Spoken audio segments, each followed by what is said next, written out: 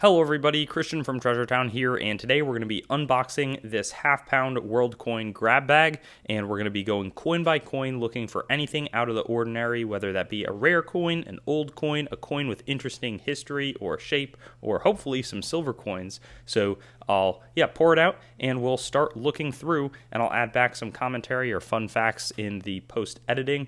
So time to pour this one out. Before we get into this grab bag, I want to thank MA Shops for sponsoring this video. Their online marketplace, mashops.com, has a great selection of ancient US and world coins, paper money, stamps, and more. They've got a really good reputation, easy to use site, and they work with trusted dealers, so it would be a mistake to not head on over there and be aware of this awesome source for coins. Hopefully you can find something for your collection there, and with that being said, thanks to them again for sponsoring it, and let's get into the grab bag. And here we go. I've got them poured out, and it's been a long time since I've filmed one of these, and this one is one I haven't seen a ton. So it's a 1970 Colombia in South America, 50 centavos, still in nice condition, but I'd imagine that this is demonetized or very badly by now inflated away, where that couldn't be too much spending. This one also looks like South American, Uruguay, probably 10 pesos, nuevo pesos or something like that. 1981. Not sure who Artigas is, but I assume that that's the man pictured there. Also, a familiar site is going to be this 5 peseta coin from Spain. That's been demonetized at, I think it was the end of 2020, and right there you can see 1972. So even though this says 1957, the actual issue date is going to have been 72, as evidenced within that star. After that, this looks like it's going to be World War II coinage just by the metal, as they were conserving different metals to use in the war effort. It's going to say Belgique 25 centimes, I would think. So that's from Belgium, and 1944. You see, it's a similar composition. It's probably going to be steel because that was what was used in 1943 in the States on the penny in lieu of copper. So I always just think that that's sort of interesting to point out. 1971 Indonesia 25 rupee. Very common date and coin right there, as is going to be this one, 100 rupees, Saratas rupee, 1978. So I've seen both of those coins before. They're not super, super rare. Now I see something here. It looks a little bit older, so I wanted to pull it out. 1933, Australia, 1 penny. And remember that this, we see George the Fifth, it's Britain's king, is going to be appearing on any of their colonies, which... or just countries. I don't think that Australia was a colony of Britain at the time. Maybe it was. But the point is, even today on Canadian coinage, they've still got the Queen Elizabeth II. So the British sort of influence certainly is felt far and wide on the coinage. This one looks like I don't know if that's 75 or some sort of possibly 100 milliams. Not totally sure what country this would be coming from. Maybe it's Egypt or Syria, but certainly something in that, in the Arabia is almost how I would say it. This one's going to be a Finnish coin, 1 marka. I'm not sure if Finland is still using the euro, but the Suomen tasvalta as well as the marka, that's a telltale sign that what we're dealing with is Finnish. Now this looks really cool. And I can't tell if it's a proof coin, but check that out. Helvetia, that's Switzerland, 1998.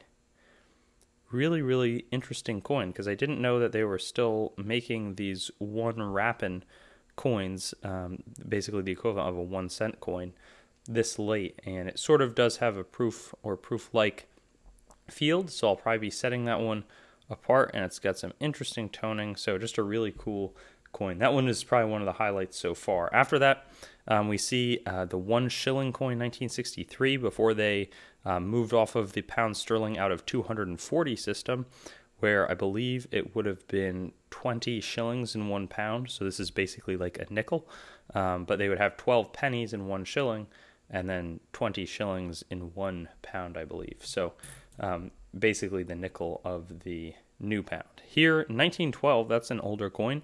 To, I believe, Heller from Austro-Hungary, but sometimes I confuse it. Austro-Hungary gets split up at the end of World War I. So just an interesting coin from it's only a little over 100 years ago, but just a much different time geopolitically. So that's always interesting. Here we're going to travel back to Mexico, 1970, 20 centavos, just a gorgeous design. Shows I don't know if it's Teotihuaca, if that's the temple that's being featured there, but when these are uncirculated, the relief, this sort of juts out a fair amount on the coin, looks absolutely awesome. So just wanted to point that one out. 10 centimos from, is it Spain? So we see Franco there, 1959. Really light aluminum coin. And then another peseta. This one's a little corroded. 1953, though it might be something different in the star. After that, this one looks like it might be Irish or so. So the harp, 1971. I always forget if it's 2 pinkin or 2 pence or what the denomination is going to be, but 2p, it's a little confusing, but I'll make sure to update you with that. I'm going to be making a lot more fun facts in the post editing, because I just think that would be a really cool way to bring some more depth to these videos. 1924 Uruguay, 5 centésimos, not a design I've seen too much before, and that's a neat way. They always have that sun featured on a lot of their coinage, at least. And we've got this coin, looks like a very standard French half franc, 1965, so not going to be anywhere close to silver, but the precursor to the Walking Liberty and the American Silver Eagle designs on the front there. Here, this what looks like 2 korun from Czechoslovakia, or maybe it's not, it's koruna. I'm not exactly sure, 1974, but the Socialist Republic of Czechoslovakia.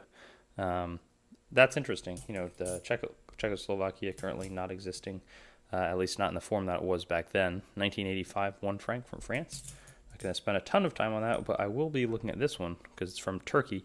1960, 2.5 lira. So always interesting to see, the fraction on any coin, because often, it'd be a 2.5, but here they're going 2.5 straight up, Turkey, and an interesting figure, a man sort of marching along there. Some of the lira, I think it would have to be a little bit earlier, can be actually somewhat of a value increase. Now this one does appear to be silver, and I think it's from Egypt, because I've seen that design before, but this is going to be 19, again, I really should figure out, is it, maybe it's 1960 or 1970 or something like that, but either way, this is going to be a 50, maybe 50 Kirsch. Any silver coin I will update, a detailed update on the coin. It's been worn a little bit or sort of exposed to the elements, but it's a really nice silver coin. I would imagine it's worth at least $10 or so. I mean, I don't have a really good estimate on the value for you, but this is a pretty cool find just because at least it's silver, and silver from Africa is not something that we see too often in these world coin hunts. We've also got this Sol de Oro, 1973 from Peru, I think, and it almost looks like these letters are doubled.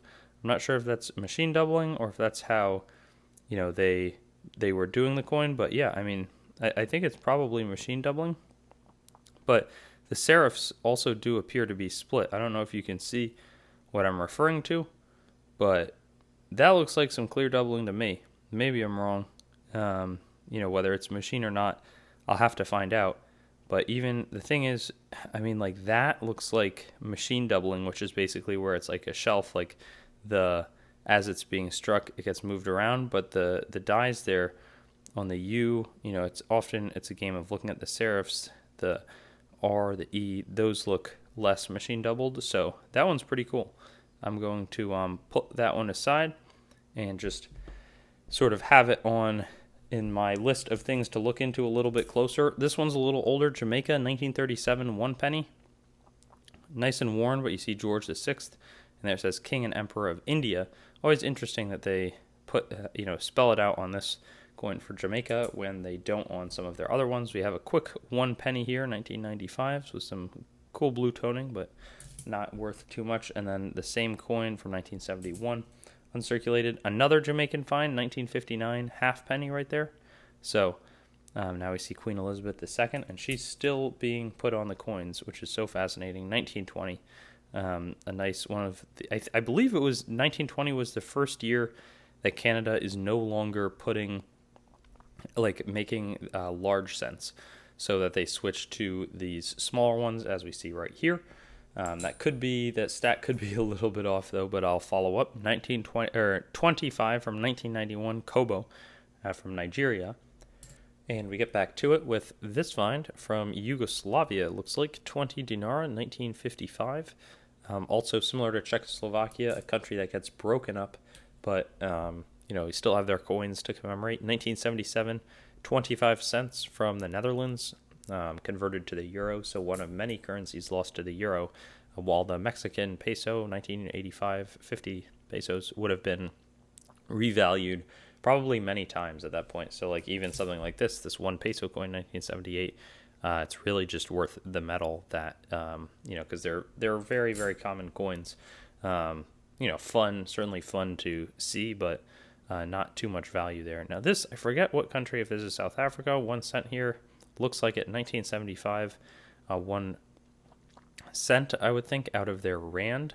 And that rand has been devalued, but it is not particularly valuable relative to the US dollar.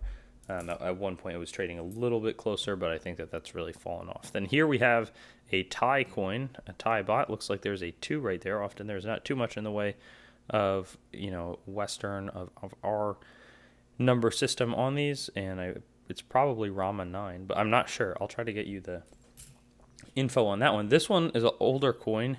Looks intimidating. Is it the Bulgarian 5 or it's the 10? I think it's 10 lev, but that could be wrong. 1930, the pre-World War II, and it's certainly circulated a fair amount. I thought for a second it might be silver, but I'm almost positive this series is not going to be silver. Still a cool coin though. And then we'll move on, I guess. Right here we've got Cyprus, 1955, 50 mils. Another example of a country that has that British influence. We're seeing Queen Elizabeth II on the front.